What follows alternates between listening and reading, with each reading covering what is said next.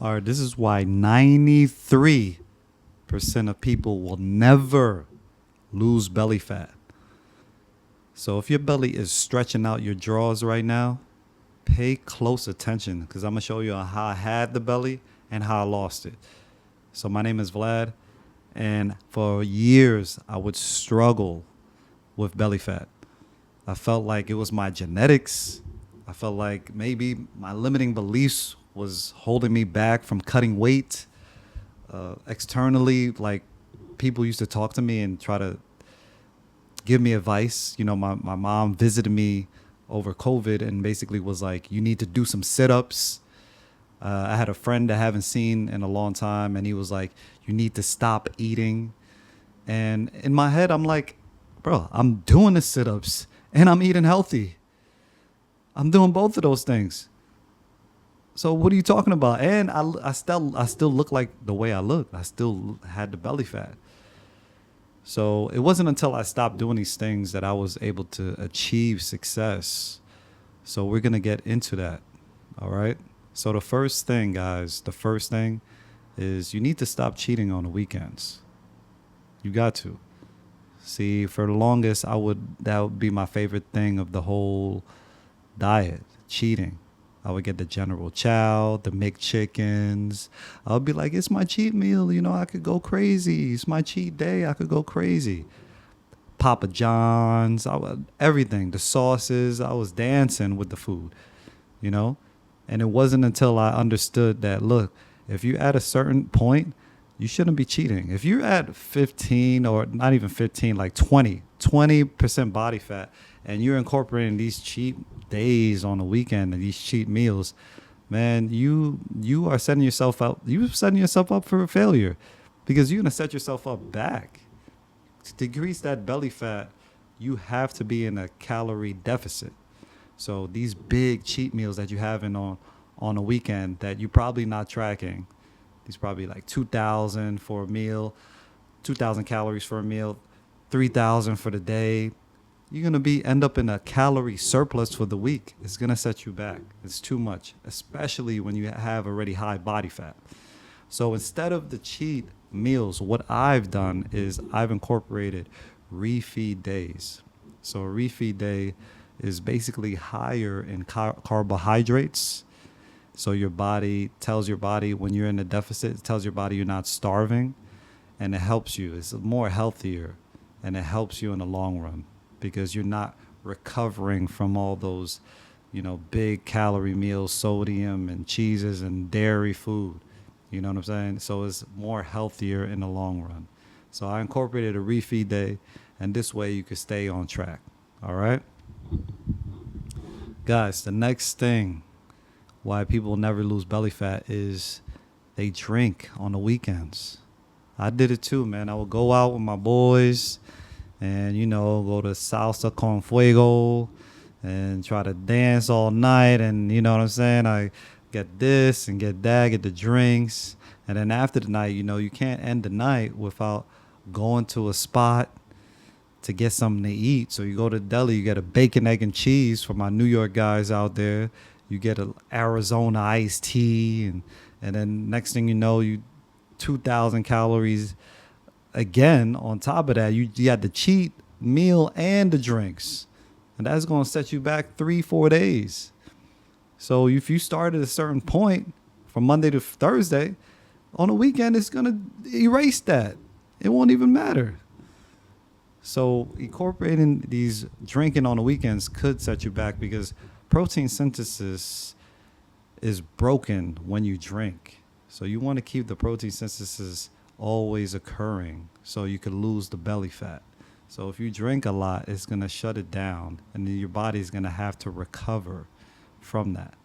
So guys, instead of the drinking high amounts, if you do like to drink, limit it. So if you have like 6 drinks on a weekend, limit it to 3, 2, start small, and then see if you could gradually weed off of it, So maybe one night you go out, maybe you don't even have a drink. Maybe you have some non-alcoholic drinks out there for my guys out there.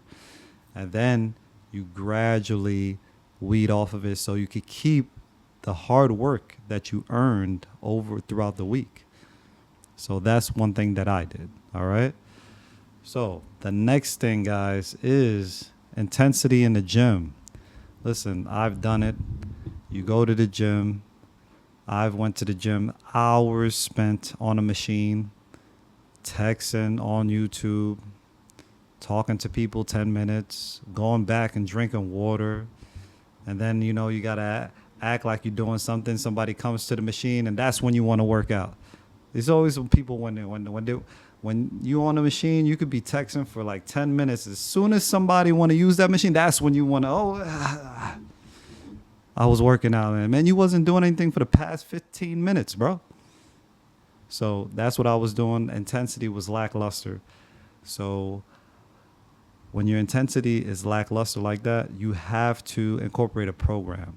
So having a specific program in mind and tracking your results on that program is key to getting results. It's key because you know where you at before and you know where you are at the next week, and you keep tracking the results to progressively overload, because that's what's going to get you the results. Okay? Another way to intensify your workouts is to have a gym partner. Have a gym partner, somebody that you respect, somebody that is obviously getting results, and you could work out with them. And last but not least, to intensify your workout, have a personal trainer. Work with a personal trainer. That will hold you accountable. That person will hold you accountable and intensify your workouts as well. Okay?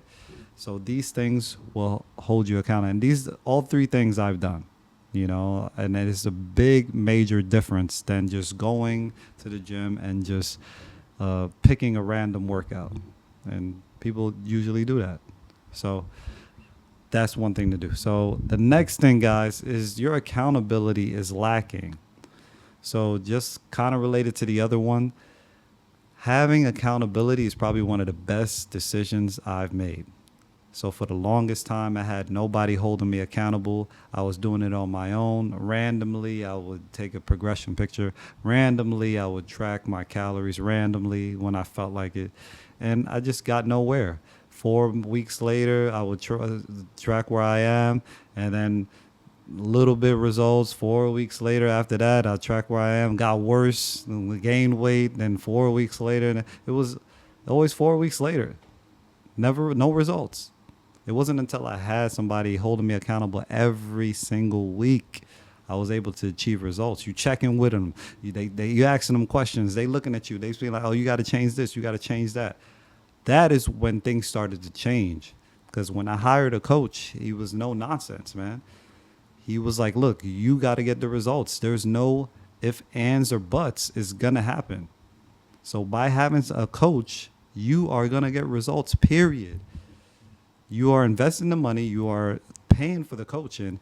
It's going to happen. There's no wishy-washy thing. It's not something you're going to wish in the sky. No, this is what you're going to follow, and this is what you're going to do, and then you're going to get the results. All right? And last but not least, having clear goals. See, when I had goals of like getting a six-pack or decreasing my belly, it was like a wish in the sky. Like, like how people wish for the tooth fairy or something like that. It was like that. It wasn't really, it was something that I really believed. It was nice to have like a Ferrari or something like that. But once I realized that having clear goals is very important, I started writing them down and getting really, really specific. You have to get really clear on your goals. And having SMART goals is very, very important. So SMART goals are specific, measurable, attainable, realistic, and timely. See, most people don't even have goals. They said 90% of people don't even have goals. They don't even write them down. And there was a study in college where they said the graduates that had written goals, it was like 10% of them had written goals. The other 90% didn't have no written goals. That 10% was way more successful than the other 90%. Because they had specific written goals in mind and a plan to achieve those goals. So having these goals in mind is very important. If you want to lose weight, how much weight you want to lose per week? How many calories you trying to burn per day? Because of my guys out there that's trying to decrease belly fat, if you want to lose weight, you have to burn 500 calories per day, which is 3,500 calories per week. 3,500 calories is equal to 1 pound of body fat. See, some people don't even know this, but this is what is going to get you to decrease that body fat. And this is certain things that some people never do. And they wonder why they have man boobs and the breast is jiggling all the time, bro. It's because you got to execute specifically. Having clear goals in mind that's going to get you to success. It's not going to be some wishy-washy. Just because you have a gym membership doesn't mean that it comes with the abs. You have the gym membership, now you got to put in the work. You see it all the time. People have that membership. They walk in every day. Man, I went to the gym the other day. I haven't been to this gym in like 5 years. It's my old gym. I went to the gym, man. There was a guy, a friend of mine. I'm not going to say any names, but he was the same as he was. He was overweight before. He was the same overweight person now. He probably was even more overweight. And I know this guy is consistent because I used to see him every day. So this guy goes to the gym every single day. And he was the same. He was overweight. So don't be that person. Be smart. Have goals. Do the things that I said in this video, and you will achieve success for sure. All right? So if you guys enjoyed this content, hit the subscribe, like it, comment below, let me know. And we'll see you guys soon. Also, too, I offer one-on-one coaching if you're interested, and I'll see y'all in the next one.